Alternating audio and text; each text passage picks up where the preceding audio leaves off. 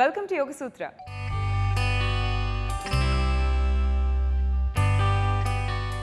ఇవాల్టి యోగ సూత్రలో కృష్ణ గారు మనందరికీ ఏ ఆసనం పరిచయం చేయబోతున్నారో చూద్దాం.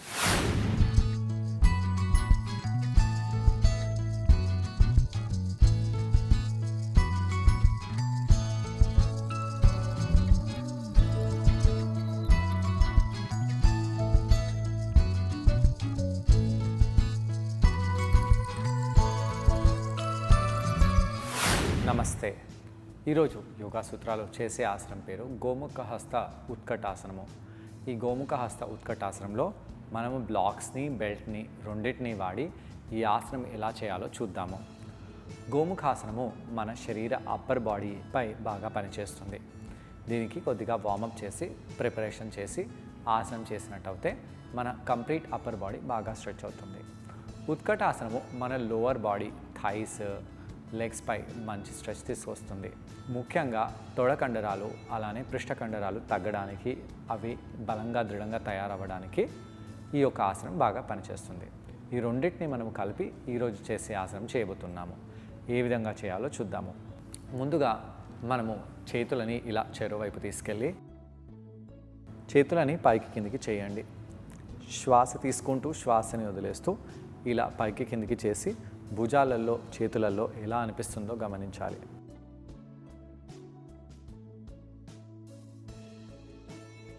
అలా చేసిన తర్వాత ఇలా చేతులని ఇంటర్లాక్ చేద్దాము. శ్వాస తీసుకోండి, శ్వాసని వదిలేయండి. ఇప్పుడు ఈ విధంగా వెనకాలకి తీసుకెళ్ళి ఇంటర్లాక్ చేద్దాము. శ్వాస తీసుకొని శ్వాసని వదిలేస్తూ ఇలా ఇంటర్లాక్ చేసి ఈ విధంగా ఫార్వర్డ్ బెండ్లోకి చేయండి.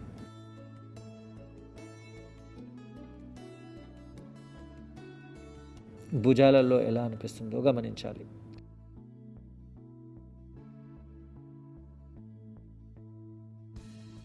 నెమ్మదిగా పైకి వచ్చేసేయండి. ఇప్పుడు ఈ విధంగా రెండో వైపు, మొదటి వైపు, రెండో వైపు చేతులని ఇలా ఇంటర్లాక్ చేస్తూ ఉండండి.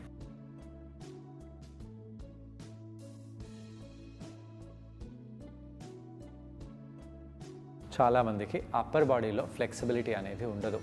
అలాంటి వాళ్ళు ఇలాంటి స్ట్రెచెస్ చేయవచ్చు. ఇలా కుడి చేతిని ఈ విధంగా లాగండి. లాగి తల వెనకాల తెచ్చిపెట్టండి. ఇక్కడ కొంత సమయం పాటు ఉండవచ్చు. కుడి భుజంలో ఎలా అనిపిస్తుందో, కుడి చేతిలో ఎలా అనిపిస్తుందో గమనిస్తూ ఉండాలి.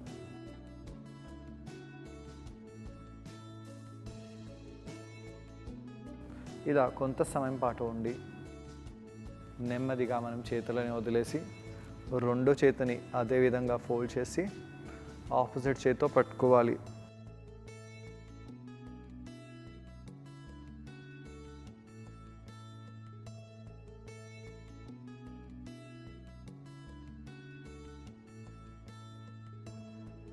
శ్వాస తీసుకుంటూ శ్వాసని వదిలేస్తూ ఎడమ భుజంలో ఎలా అనిపిస్తుందో గమనించండి. అలా చేసి నెమ్మదిగా చేతులని మనము వదిలేద్దాము.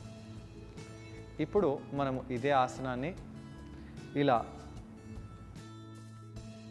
బెల్ట్ సాయంతో చేయవచ్చు. బెల్ట్ని వాడుతూ ఇలా ఫార్వర్డ్ బెండ్లో వెళ్దాము. వజ్రాసనంలో కూర్చోవడం వలన కాళ్ళల్లో చాలా రక్త ప్రసరణ జరుగుతుంది. ఈ విధంగా కొంత సమయం పాటు ఉండి దాని తర్వాత పైకి వచ్చేసి చేతులని మార్చండి. రెండో వైపు కూడా హస్తాలని గోముఖాసనలో తీసుకెళ్ళి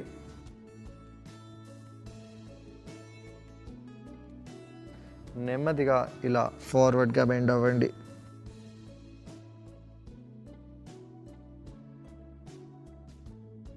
అలా చేసి పైకి వచ్చేసేయండి. ఇప్పుడు మనము ఉత్కటాసనానికి ప్రిపరేషన్ చేసి ఉత్కటాసనంలో వెళ్దాము. వజ్రాసనంలో కూర్చోవడం వలన మన కాళ్ళ కండరాలపై చాలా ప్రభావం పడింది. ఇలా కాళ్ళని కొద్దిగా ముందుకి వెనకాలకి చేసి వార్మప్ చేద్దాము. ఇలా క్లాక్ వైజ్, యాంటీ క్లాక్ వైజ్లో తిప్పండి. ఇప్పుడు పాదాలని మనము మాలాసనంలో పెట్టేసి ఇలా చేతులని ఇంటర్లాక్ చేయవచ్చు. శ్వాస తీసుకుంటూ శ్వాసని వదిలేస్తూ ఇక్కడ కాళ్ళ వేలని పైకి లేపి ఇలా మనం చేతులని ముందుకు చేస్తూ పృష్ఠ భాగాలని ఇలా పైకి అనాలి. ఇక్కడ కొంత సమయం పాటు అలానే ఉండండి. ఇలా ఉండడం వలన మన తొడ కండరాలపై చాలా ప్రభావం పడుతుంది. కిందికి వచ్చేసేయండి. శ్వాస తీసుకొని శ్వాసని వదిలేస్తూ ఇక్కడ కొంత సమయం పాటు రిలాక్స్ అయ్యి మళ్ళీ ఇంతకుముందు చెప్పిన ఆ యొక్క ఉత్కటాసనంలో వెళ్దాము.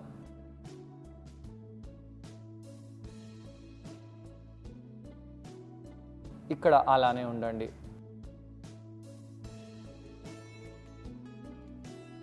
ఇప్పుడు నెమ్మదిగా పైకి వచ్చేద్దాము. ఇలా బ్లాక్స్ని మనము ఒకదానికి ఒక పక్కకు పెట్టేయాలి. ఇలా బెల్ట్ని తీసుకోండి. ఈ విధంగా బ్లాక్ పైన నిలబడాలి. బ్లాక్ పైన నిలబడగానే మన హైట్ పెరిగింది. హైట్ పెరగడం వలన కాళ్ళల్లో రక్త ప్రసరణ బాగా జరుగుతుంది. శ్వాస తీసుకుని శ్వాసని వదిలేస్తూ ఇక్కడ కొంత సమయం పాటు ఉండండి. ఎలా అనిపించిందో గమనించాలి. ఇలా పాదాలని కొద్దిగా ముందుకు చేసి కాళ్ళ వేళ్ళని ఇలా బ్లాక్ అంటే బయటికి తీసుకొని వచ్చేలాగా చూడాలి. ఇప్పుడు ఇక్కడ మనం ఒకసారి ఉత్కటాసనం చేద్దాము.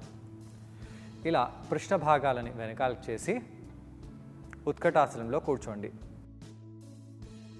ఉత్కటాసనంలో కూర్చున్నప్పుడు చాలామంది వ్యక్తులు ఇలా మోకాలని ముందుకు చేసి కూర్చుంటారు. ఇది ఉత్కటాసనం కాదు.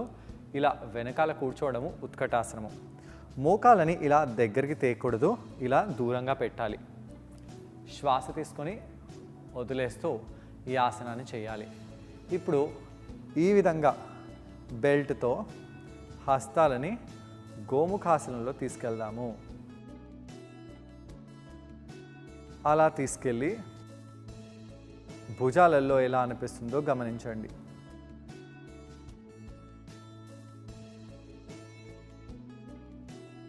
శ్వాస తీసుకొని శ్వాసని వదిలేస్తూ ఇక్కడ ఇలానే ఉండండి. తలని సూటిగా చేసి కుడి భుజానికి ప్రెస్ చేయాలి. ఇప్పుడు మనము ఉత్కటాసనంలో కూర్చుందాము.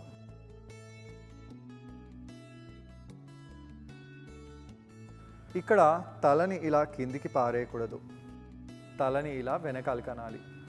అయితే చాలా వెనకాలకి అన్నట్టు అయితే వీపులో ఆర్చ్ వస్తుంది. ఇలా కిందికి చేసినట్టు అయితే నెక్లో పడే, మెడలో పడే స్ట్రెచ్, భుజంలో పడే స్ట్రెచ్ తగ్గిపోతుంది. అయితే ఈ విధంగా మనము ఉండాలి. పృష్ఠభాగాలని వెనకాలకనండి, కాళ్ళ వేలని ఇలా పైకి లేపండి. నెమ్మదిగా పైకి వచ్చేసేయండి. చేతులని మార్చుదాము. శ్వాస తీసుకొని శ్వాసని వదిలేసి ఇప్పుడు మనము ఎడమ చేతిని పైకి చేసి కుడి చేతిని ఇలా కిందికి చేద్దాము.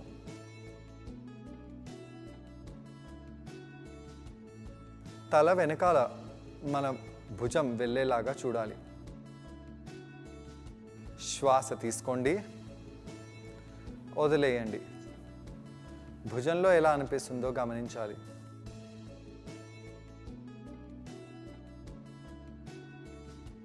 కాళ్ళ వేళ్ళని పైకి లేపి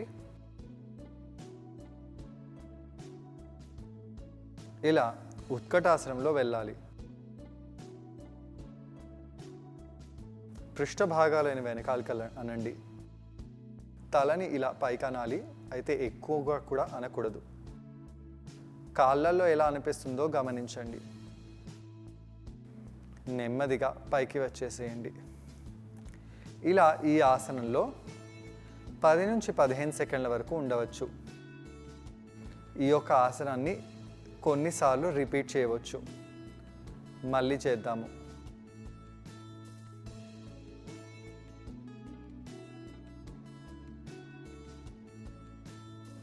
నెమ్మదిగా పైకి వచ్చేసేయండి. చేతులని వదిలేసేయండి. శ్వాస తీసుకొని శ్వాసని వదిలేస్తూ ఇలా ఫార్వర్డ్గా బెండ్ అయిపోండి. మోచేతులని పట్టుకోండి. ఇలా ఫార్వర్డ్ బెండ్లో ఉండి హస్తాలని భుజాలని ఇలా పట్టుకొని ఉండడం వలన ఆ చేతులు కాళ్ళు రెండు బాగా రిలాక్స్ అయిపోతాయి.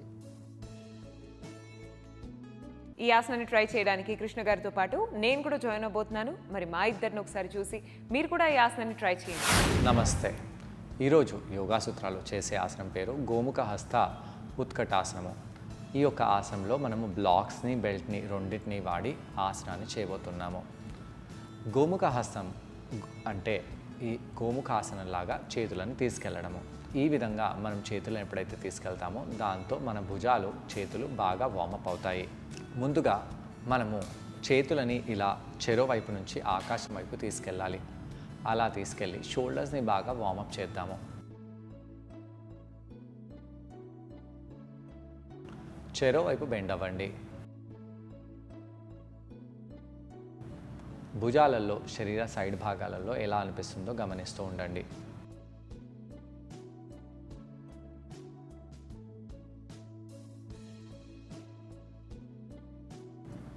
అలా సైడ్ టు సైడ్ బెండ్ అయిన తర్వాత ఇక మనము కుడి చేతిని పైకి తీసుకెళ్ళి ఇలా తల వెనకాల తీసుకెళ్ళాలి. ఎడమ చేతితో ఆ కుడి మోచేతిని పట్టుకోండి. కుడి మోచేతిని తల వెనకాల పుల్ చేయాలి.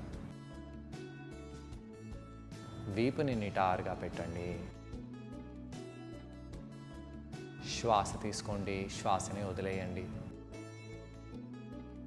తలని ఆ భుజంలో పుష్ చేస్తూ ఉండాలి. అలా పుష్ చేస్తూ మీ కుడి భుజంలో ఎలా అనిపిస్తుందో గమనిస్తూ ఉండండి.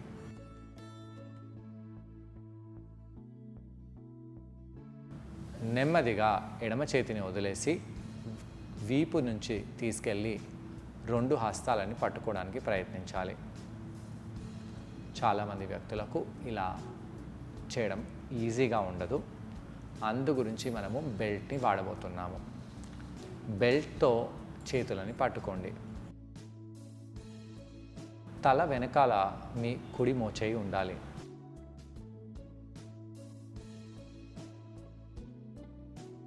ఇక్కడ ఆ రోప్ని ఎడమ చేతితో కిందికి లాగాలి.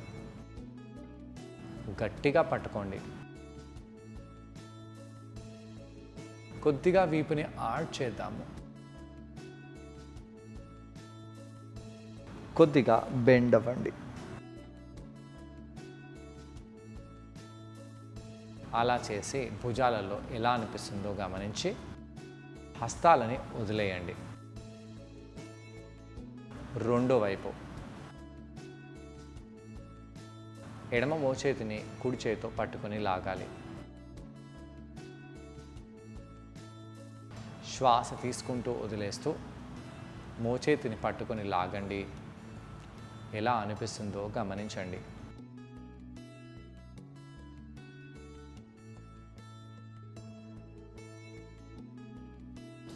శ్వాస తీసుకుంటూ వదిలేస్తూ కొంత సమయం పాటు అలానే ఉండాలి.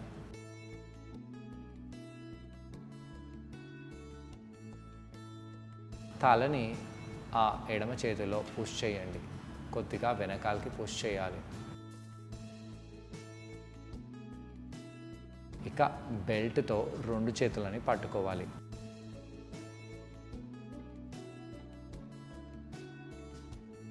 పట్టుకొని వీపుని నిటారుగా చేస్తూ తలని వెనకాలకి పుష్ చేయండి.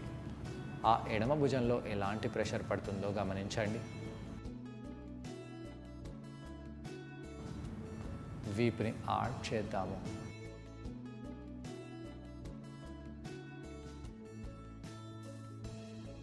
వీపుని కొద్దిగా రౌండ్ చేయాలి. మళ్ళీ వీపుని ఆడ్ చేద్దాము. కొద్దిగా రౌండ్ చేయాలి. అలా చేసి చేతులని వదిలిపెట్టేసేయండి. ఇప్పుడు మనము మాలాసనంలో రావాలి. తొడలని దూరంగా చేస్తూ మాలాసనంలో ఉండండి.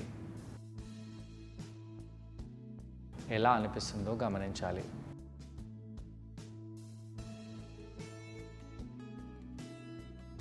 శ్వాస తీసుకుంటూ శ్వాసని వదిలేస్తూ హస్తాలని ఇంటర్లాక్ చేసి ముందు వైపు చేసి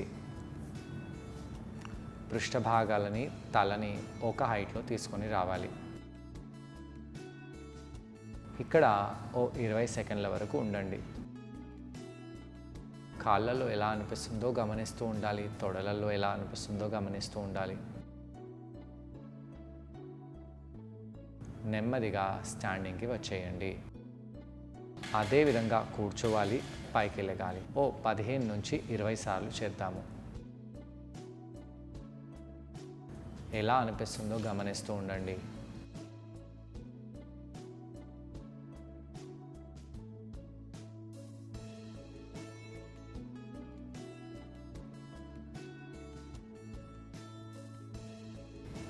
శ్వాస తీసుకుంటూ వదిలేస్తూ ఉండాలి.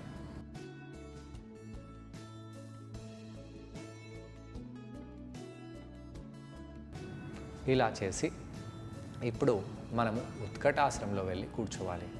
ఉత్కటాసనంలో వెళ్ళి కూర్చుందాము. ఎలా అనిపిస్తుందో గమనించండి. శ్వాస తీసుకుంటూ శ్వాసని వదిలేస్తూ పొట్ట కండరాలను బిగిస్తూ ఆసనంలో అలానే ఉండాలి.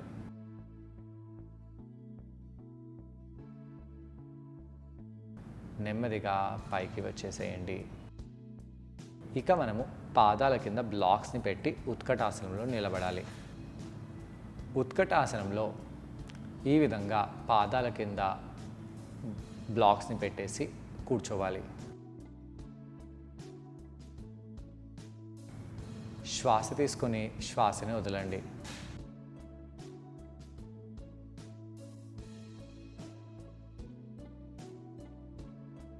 నెమ్మదిగా ఆసనం నుంచి బయటికి వచ్చేసి ఇప్పుడు మనము గోముఖాసనంలో హస్తాలను తీసుకెళ్ళి ఉత్కటాసనంలో కూర్చుందాము.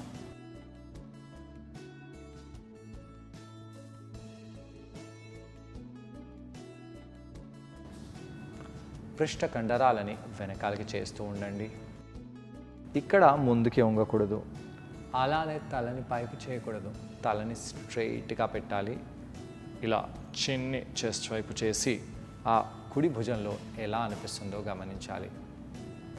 పృష్ఠ భాగాలని వెనకాల చేస్తూ పొట్ట కండరాలని బిగించండి. ఇక్కడ అలానే ఉండాలి. ఇదే గోముఖ హస్త ఉత్కటాసనము. రెండో వైపు కూడా చేద్దాము. చూసారు కదండి, ఈ ఆసనం పేరు గోముఖ హస్త ఉత్కటాసన. ఈ ఆసనాన్ని మనం బ్లాక్ సహాయంతో అలాగే బెల్ట్ సహాయంతో చేసాం. ఈ ఆసనం చేయడం వలన మన షోల్డర్లో ఉన్న స్ట్రెంగ్త్ అనేది బాగా పెరుగుతుంది. షోల్డర్స్ బాగా ఫ్లెక్సిబుల్గా కూడా తయారవుతాయి. అలాగే పృష్ఠభాగంలో ఉన్న కండరాలకు ఈ ఆసనం చాలా మేలు చేస్తుంది. పృష్ఠభాగంలో ఉన్న కండరాలు బాగా బలంగా దృఢంగా తయారవుతాయి. కాళ్ళ కండరాలకు ఈ ఆసనం చాలా మేలు చేస్తుంది. వీటితో పాటు తొడ కండరాలకు కూడా ఈ ఆసనం చాలా బెనిఫిషియల్గా ఉంటుంది. పృష్ఠ భాగాలని వెనకాలకి చేస్తూ తొడ కండరాలని ఎంగేజ్ చేస్తూ ఆసనంలో ఉండండి. ముందు వైపు చూడండి. శ్వాస తీసుకుంటూ శ్వాసని వదిలేస్తూ ఇక్కడ అలానే ఉండాలి. నెమ్మదిగా పైకి వచ్చేసి రిలాక్స్ అయిపోండి.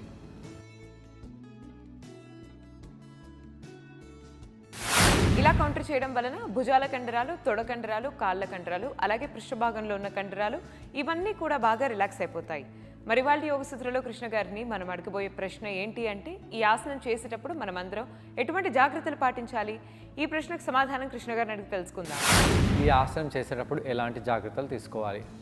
ఈ ఆసనం చేసేటప్పుడు మనకు స్ట్రెచ్ తొడలపై ఉండేలాగా చూడాలి. మోకాళ్ళపై ప్రెషర్ పడకూడదు. ఈ ఆసనం చేసేటప్పుడు మనం ఇలా గోముఖాసనంలో చేతులను పెట్టి బాగా ఆర్చ్ చేసామనుకోండి, భుజంపై ప్రెషర్ పడుతుంది కానీ వీపులో వంపు వస్తుంది. అలా వంపు రాకూడదు. అలా అని చెప్పి మనం కిందికి వంగిపోతే భుజం పడే స్ట్రెచ్ పడదు. ఈ రెండింటిని మనము బ్యాలెన్స్ చేస్తూ ఆసనం చేసినట్టు అయితే చాలా మంచిది. సో చూసారు కదండి ఇవాళ ఎపిసోడ్లో గోముఖ హస్త ఉత్కటాసన.